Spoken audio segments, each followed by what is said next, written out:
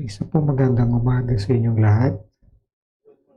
Ngayon po ay huling linggo ng matapos ang Epipanya at huli linggo bago po ang Kwaresma. So, kaya pinapalala ko po sa inyo na sa darating pong Miyerkules ay yung pong Ash Wednesday. So ang Mass po natin ay 4 p.m. Okay? So, at sa pagkakataon po ito, nais ko pong basahin minsan pa yung pong ikalawang pagbasa sa ikalawang Pedro, Kabanata 1.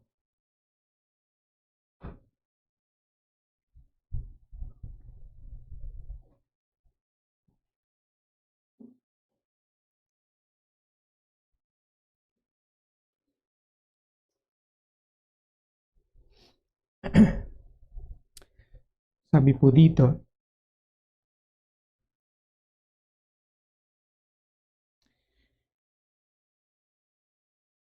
I think it is right to refresh your memory as long as I live in the tent of this body. Because I know that I will soon put aside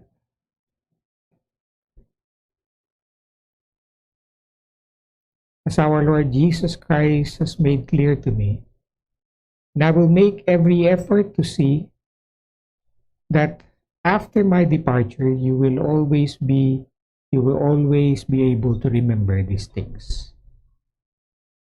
I did not follow cleverly invented stories when we told you about the power and coming of our Lord Jesus Christ, but we were eyewitnesses of His majesty, for He received honor and glory from God the Father. When the voice came down to Him from the majestic glory, saying, "This is my Son, whom I love. With Him I am well pleased." We ourselves heard His voice that came from heaven when we were with Him on the sacred mountain.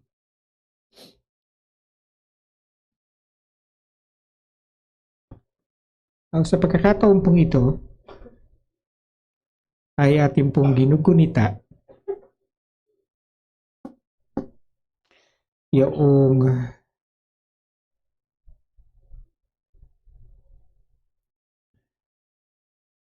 yung pong event na tinatawag po natin na Transfiguration. O tatagalogin po natin pagbabagong anyo o pag-iibang anyo ng Panginoon. Dahil kung matatandaan po natin, tayon po sa binasa natin mula sa Ebanghelyo ni San Lucas, sabi ng ikawalong araw ay sinama ng Panginoon ang 3 disipulo na pinakamalapit sa Kanya sa bundok ng Tabor. At ang sabi doon, habang nananalangin ng Panginoon, at inaantok naman yung 3, ay bigla na lamang ang sabi ay nagpanibagong anyo ang Panginoong Yesus. So, dahil doon, ang sabi, nagising tong 3. At nakita nila si Jesus na nagliliwanag, gaya ng araw. Okay?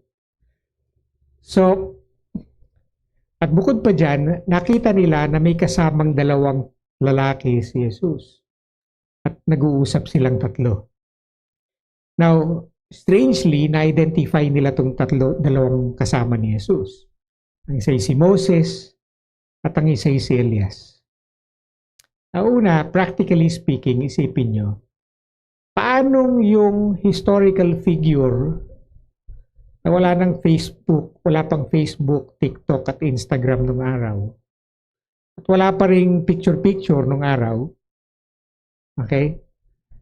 At hindi pa rin pinapanganak si Leonardo da Vinci at si Michelangelo para mag-drawing ng portrait, nakilala nila Diba? I mean, Moses has been dead for more than 1,000 of years. Diba? Elijah probably dead for 600 or 700 years. Kaya at least tayo mapalad, si Jose Rizal may picture. Diba? Kapag may nakita tayong lumalakad dyan, nabuko si Rizal, sabihin natin Jose Rizal. Pero these men had no idea, diba, what Moses and Elijah looked like. How were they able to identify Elijah and Moses? Malay nila, meron palang online friend si Jesus, nag-meet sila sa Mount Tabor. So, paano nila na-identify? Now, something about the things of the Spirit that may not be explained by our finite and limited mind. Okay? But there is something about the Spirit and the spiritual experience na which is beyond. Isa na lang, di ba? Lagi ko iniisip ito. Nung si Jesus nag-transfigure. Nung si Jesus nag-resurrect, malinaw ang sabi ng mga apostol, iba yung itsura ni Jesus.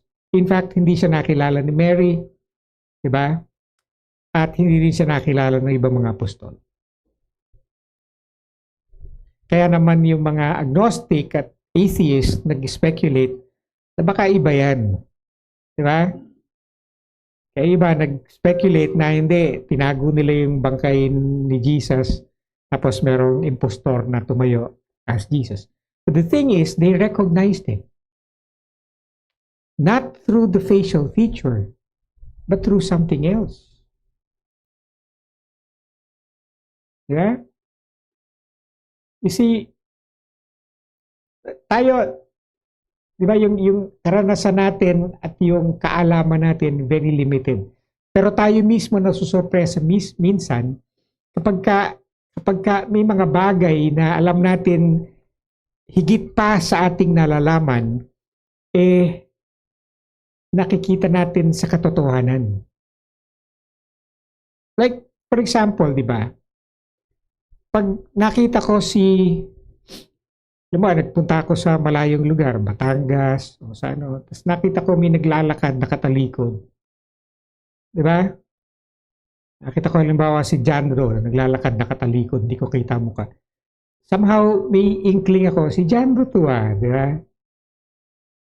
Ako ano yung sabihin ko? So, may mga bagay na akala natin, di ba, hindi feasible o hindi, pero somehow nakikita natin at napapatunayan natin na may katotohanan. And so, hindi problema sa akin kapag sinabi na nung si Jesus nag-resurrect ay iba yung tsura niya. The fact na nakilala siya. Because there is always something about the person. Kahit magpa-plastic surgery yan, there is something about a person. Okay? And so, and mostly when we talk about, diba, being in the Spirit, I mean, I'm not talking about mere speculation. Kaya maraming mga Kristiyano akala nila yung being in the Spirit, yung wala lang, mag-a-assume ka. No, it's not being presumptuous. You don't make presumption. Okay? And it's not only about feeling. Okay? It is a transcendental knowing. And kaya yung anyway. But somehow they recognize Moses and Elijah speaking with Jesus. And one of the possibilities then why they recognize Elijah and Moses is through reasoning. I mean, who else? I mean, ikaw, lumaki ka Hudyo. Okay? Lumaki kang Hudyo. You have been educated with the Torah. Diba? And with the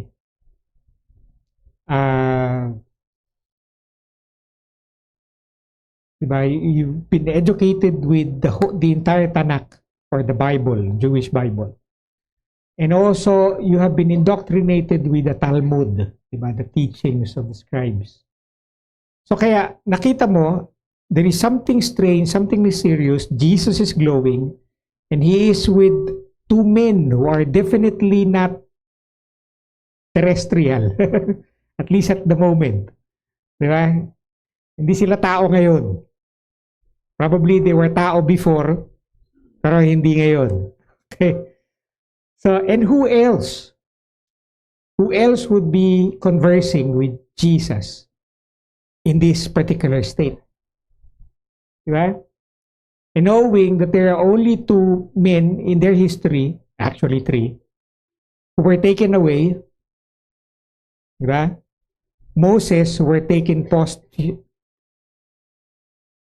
After his death, he died first and then he was taken up. And Elijah, who never died, and taken up in a chariot, diba? Flaming chariot. And also there was the third. Sinakaalam ng third. Bible quiz tayo ngayon. Sino yung pangatlo?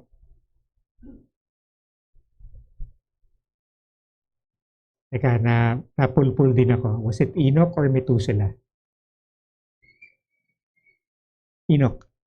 Methuselah, pinakapatanda, namatay. Lolo ni Noah. So, si Enoch, who was taken up. Okay? So, tatlo lang. So, kaya who else? So, by deduction or by reasoning, simply reasoning, diba, could have, with their education and background, they could have easily identified. Now, ba't ko sinasabi sa inyo yan? Okay? Ba't ko sinasabi sa inyo yan? Because these things, itong skill na to, dapat nagagamit din natin as Christians. That's why tayo rin, we need education. Mainly, education in the scriptures. Okay? It would be strange kung tayo mga Kristiyano we despise Bible or theological education. We're supposed to be people of God. Okay? Sila Jesus, nung time nila, alam nyo, di ba? Sabi ko nga sa inyo, they were educated in the Tanakh and also in the Talmud and, tama ba yung wording ko, Mishnah? Okay, so actually may dalawang traditional so they were well educated with these things. Yung every Sabbath they go to the synagogues. Okay, iba yung so merong special sessions for children growing up. Considered yun na yung schooling nila. Okay? Plus yung regular attendance nila every Sabbath. Those were educational. Okay? So there were hymns and psalms, but mainly they studied the scriptures. Actually, mas bigatin pa nga sila nun eh. Tayo ngayon, ang kaya lang natin i-handle 30 minutes na homily at the most. At the most. So may study ngayon, sinasabi ang ideal ngayon is 10 minutes. Okay? Are we getting weaker? Well, humihina ba yung capacity natin? Well, anyway, in the Bible and historically, diba, they spend hours studying the scriptures. In fact, in the church history, there was a time during, I think this was during Lent, or the night before Easter. So they spent the whole evening listening to the teaching. In fact, sa Bible, may example din yan. Sinakatanda na example sa Bible niyan. Book of Acts. Okay? Kahit sabihin nyo na lang yung pangalan ng isa sa mga umatid. Anong pangalan ng umatid? Ha? Si Eutychus. Ano significant doon? Lang sabi, dahil si Eutychus, habang nakikinig, nakatulog, nakaupo siya sa bintana ng second floor. Nahulog. Balilig, patay. Di ba? Pero anong ginawa ng disipulo ng Panginoon? So, muli siyang binuhay. Okay? Ang lesson doon, si Lord bumubuhay ng patay. Pero huwag kang matutulog habang nag-homily. So anyway, so, pero okay mag-alala, hindi ko naman gagawin yan. Pero, di ba, I mean, let us not despise studying the scriptures. In fact, it should be our joy, diba? Seeing it as our privilege to what? To know God. Ang purpose natin, why we study the Bible, is not to learn certain formulas, diba? Like magic spells. Sabihin mo lang to, ma-answer lahat ng prayers mo. Confess mo lang to, recite mo lang tong psalm na to, diba? Confess mo tong verse na to, siguradong obligado si Lord na sagutin ko. Hindi. Sagutin ka, hindi. We don't read the Bible for those things, nor do we read the Bible to be entertained. Although sometimes it's entertaining. Okay? But that's not what literature is about in general. Diba? Especially the Bible. In general, marami mga readers, diba, they merely read to be entertained. While it's not wrong,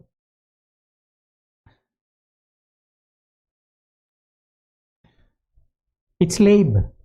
Okay?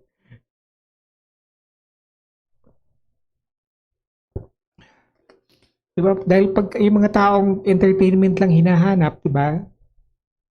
It leads them to distraction. So you read to learn.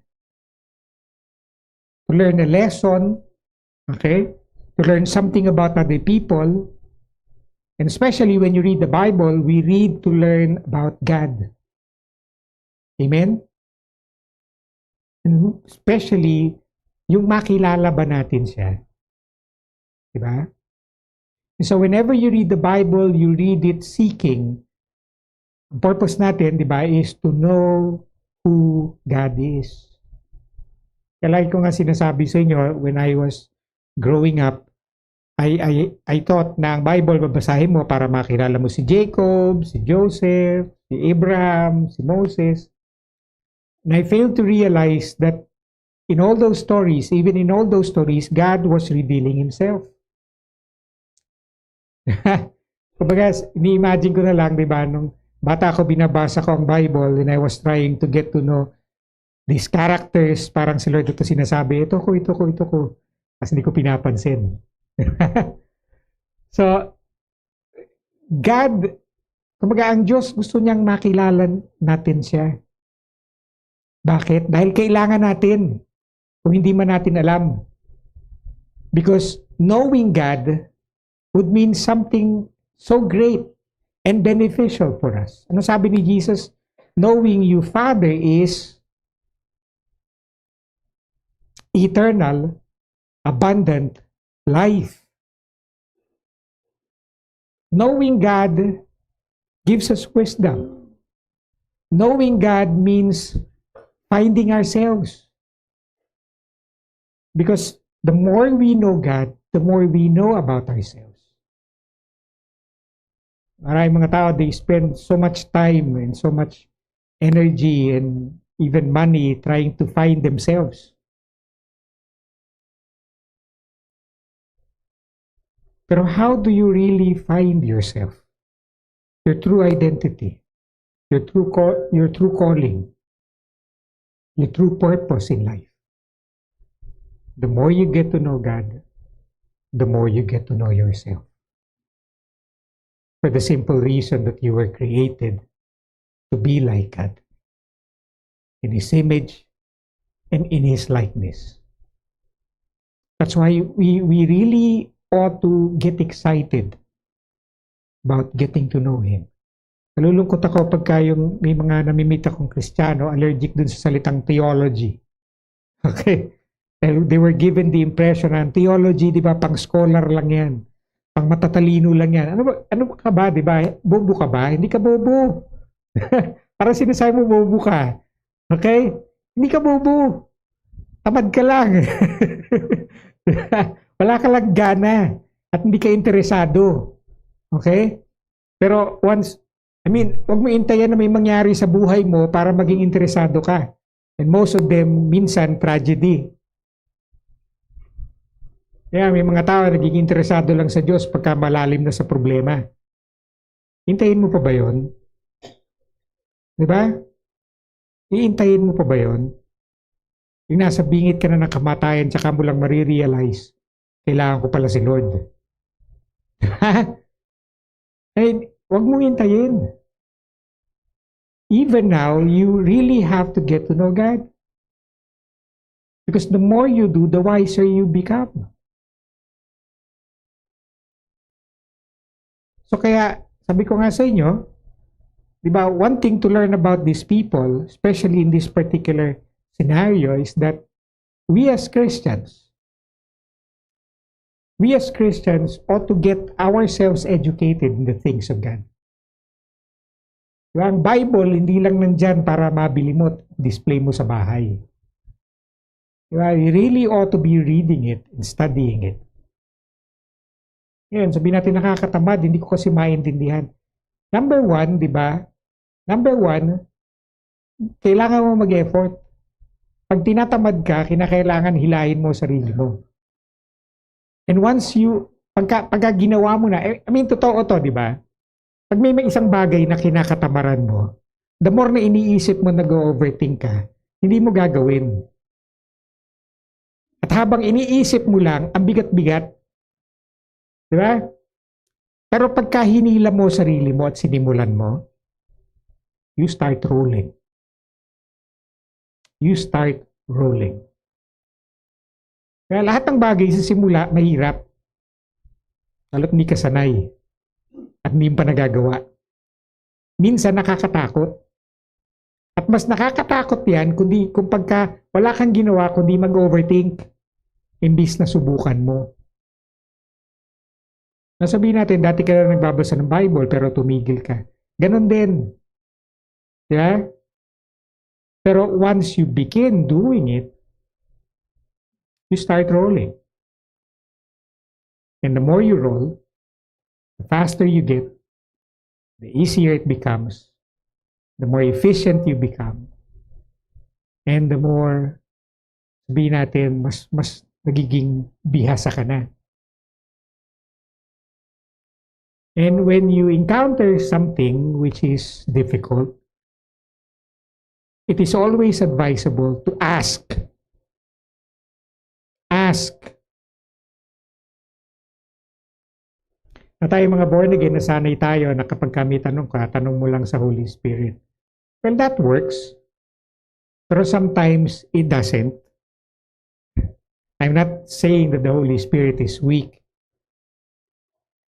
Many times you have to understand that the Holy Spirit is not present. Well, actually, He's present everywhere. Pero wag mo isipin that He's more present in the air than He is present in another person. So, kung meron kang tatanungin, huwag mong tanungin yung hangin. Magtanong ka dun sa alam mo na marunong na. Okay? Kaya ang Catholic Church may tinatawag na magisterium. Okay? Na minsan naman, well anyway, I won't criticize it. Pagka natali ka na minsan sa magisterium, not healthy also. But then again, it's good. Okay? It's better than other things. Now, ano ibig sabihin nun? Pwede ka magtanong. Okay? Now, ako, personally, dahil nanggaling naman ako sa Protestantism, and hindi rin naman tayo naging Roman Catholic, sino yung mga magisterium ko? Okay? Mga magisterium ko, mga author. And varied yan.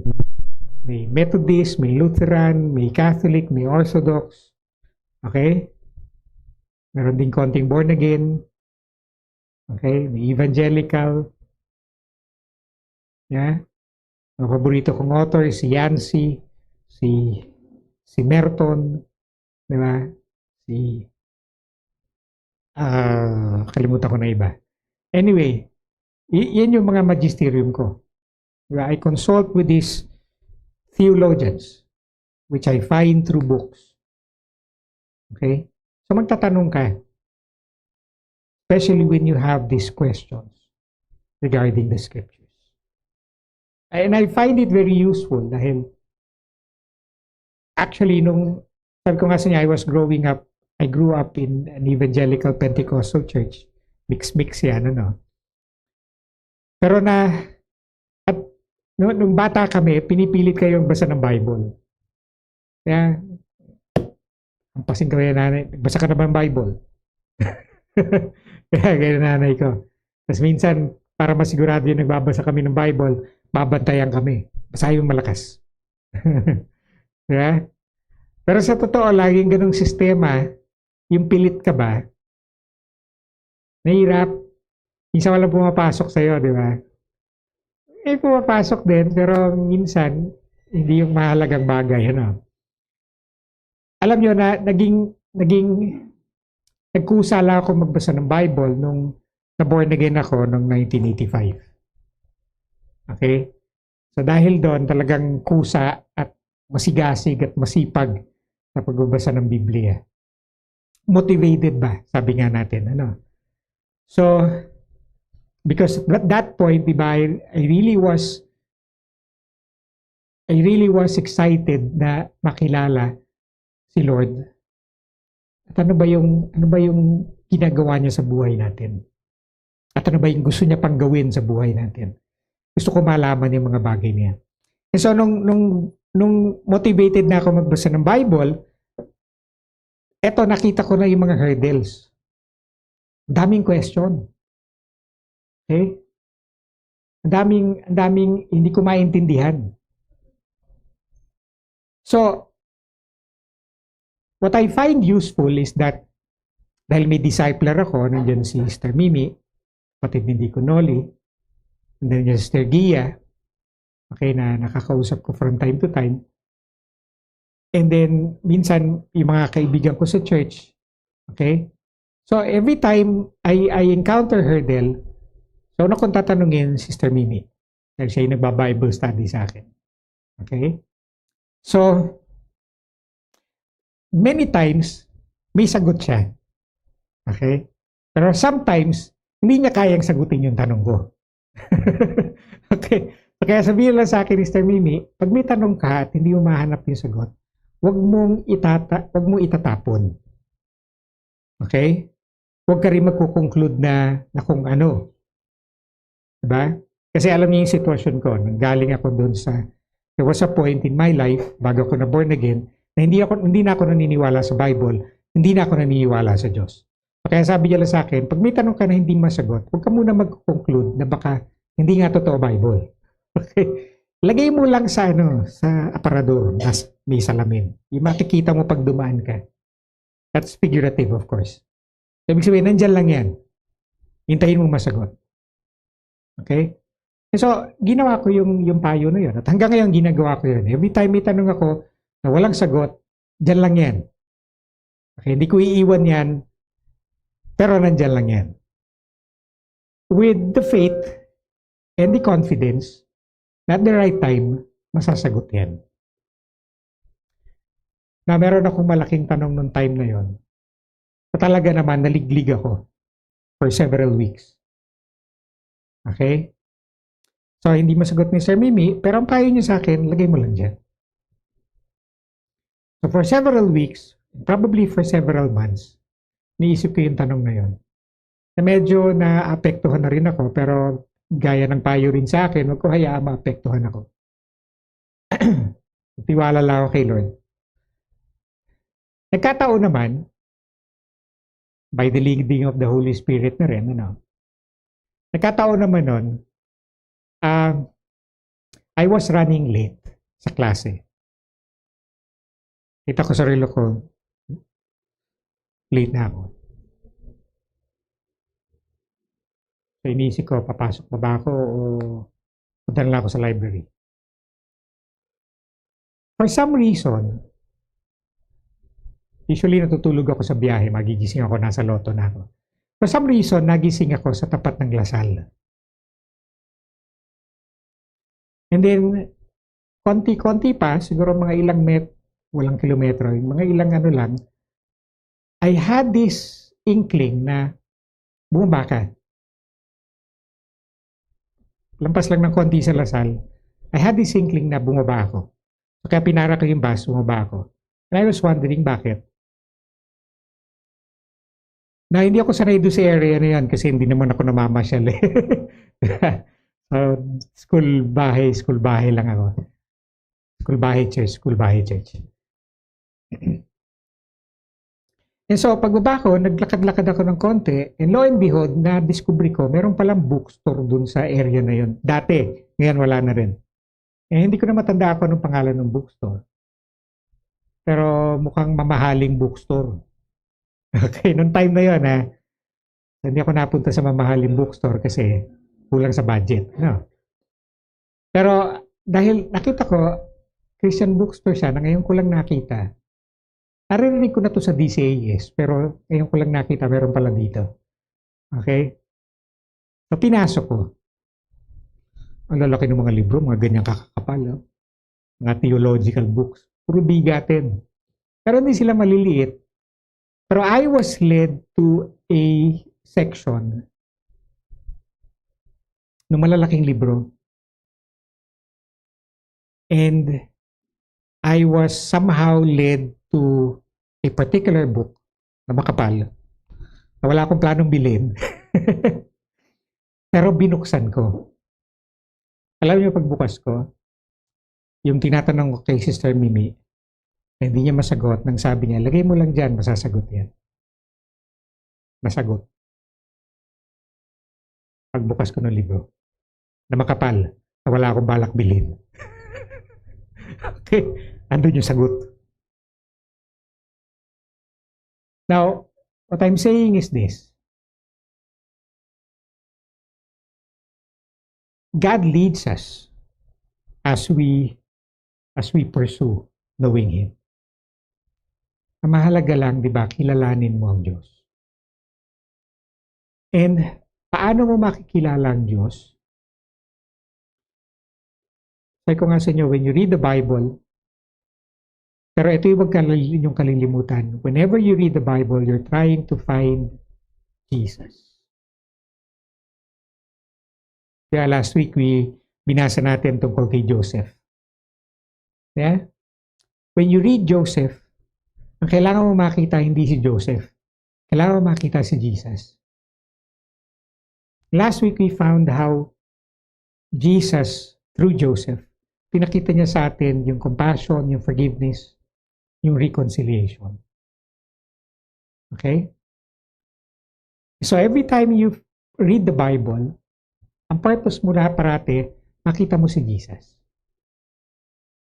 At makita of God. Diba, yung maling reading natin sa Old Testament would lead us to think, diba, na yung Shekinah glory ni Lord na pumuno sa templo ni Solomon, yung alapaap. Totoo naman, kamangha-mangha pag nakakita ka ng alapaap, diba? Totoo lang, personally, I love cloud watching. But then again, we become engrossed with the trivial and the non-important. Huwag mong kalilimutan ang glory ni Lord Jesus Christ. So kaya figuratively speaking, when the glory of God entered and filled the temple of Solomon, it was not just clouds. It was the presence of Jesus himself blessing the temple. So kaya next time you read that account, diba, please try not to see clouds. Try to see Jesus in the story. Okay? Jesus entering the temple of Solomon and filling it with his glory. Amen? It's not just about clouds. Kaya for a long time, diba ako, diba, gusto ko rin yung passage na yan. And i-imagine ko parati yung clouds. Wow, diba, amazing. Punong-puno ng glowing cloud yung temple ni Solomon. And I fail to see the more important thing. Ang sinasabi sa atin nung account, it's not about the cloud actually. It's about the presence of God through Jesus filling His temple. Remember, you are the temple of Christ. So kaya wag na kayo maghanap ng clouds. Okay? Kasi ni-imagine natin sana mapuno ng cloud yung church namin. Huwag ka magantay ng cloud. The mere fact na si Jesus, yung presence si Jesus na kay Brother Ariel, na kay Brother Ronel, na kay Brother Arvin, na kay Sister Emmy, na kay Sister Jeline, di ba? Na kay Sister Joy, kay Deacon Romel, kay Brother Chris, di ba? Kung hindi ko man nabanggit yung pangalan ninyo, know that the presence of Christ is in you, is enough. And that is Shekinah glory. Amen? Don't look for clouds anymore. There is something in us that is better than glowing clouds.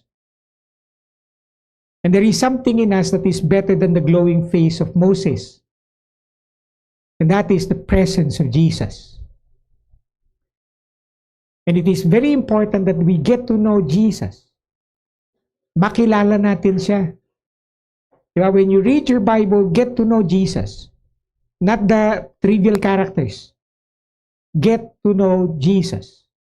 And by getting to know Jesus, you get to know the Father. Getting to know the Father is very important for us.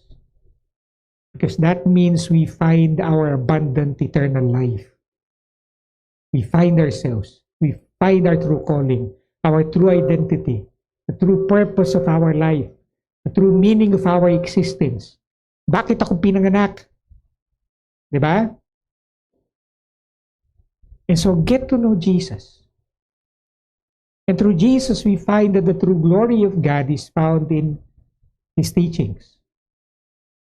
Diba yung sinasabi natin Christ-likeness, Christ-likeness, paano ba ako magiging kagaya ni Jesus? Well, alamin mo yung teaching ni Jesus. Ano ba yung teaching ni Jesus? We got distracted before na akala natin teaching ni Jesus is how we can get to heaven. Diba? Well, kung babasahin mo talaga yung gospel, ang teaching ni Jesus, malinaw at simple, He taught us how to be kind. He taught us how to be forgiving. He taught us how to be generous.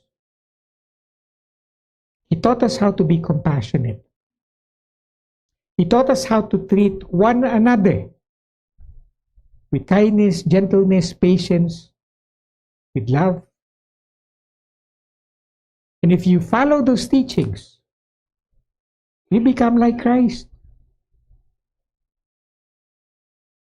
Binasa ko sa inyo last week, di ba? Hindi ko nahanapin yan for lack of time, ano? Malapit na makatulog si Eutychus.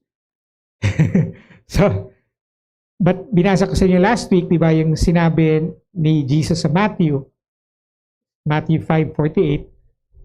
Kaya ang sabi niya, if you do these things, at ano yung things na yon?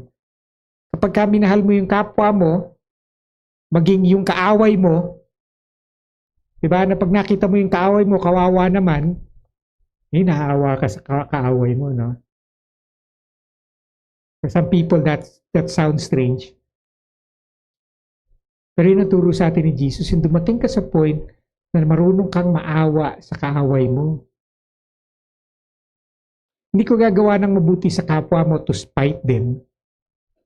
Para patunayan mo sa kalawa, no. Hindi ganon. Ang turo sa atin ni Jesus, yung talaga magkaroon ka ng awa sa kaaway mo. Yung bang maintindihan mo siya at ang intention mo para sa kanya, mapabuti rin siya. Na kahit bago pa man din siya magbago at magsisi ng kasalanan niya, nakikita mo yung kahabag-habag na kalalagayan niya. Di ba? At sa pangunawa, yung ma-excite ba tayo na ito yung teaching ni Lord sa atin? At ito yung purpose niya sa atin? At meron tayong hope not to be a shining, di ba? I mean, hindi mo kailangan magkaroon ng mukhang nagliliwanag. Okay? Kailangan mo lang ba, di ba? Yung bang ipamuhay natin yung turo ni Jesus. And that would be enough. To show the glory of God in our lives. And to shine His presence. To be kind. Very simple. Hindi mo kinakailangan magkaroon ng supernatural magical power. The fact that you are walking by His teaching. To be forgiving and kind and merciful to others, even to the point that you are also kind to your enemies. Sabi ni Jesus, when you do these things, you become perfect as the Heavenly Father is perfect.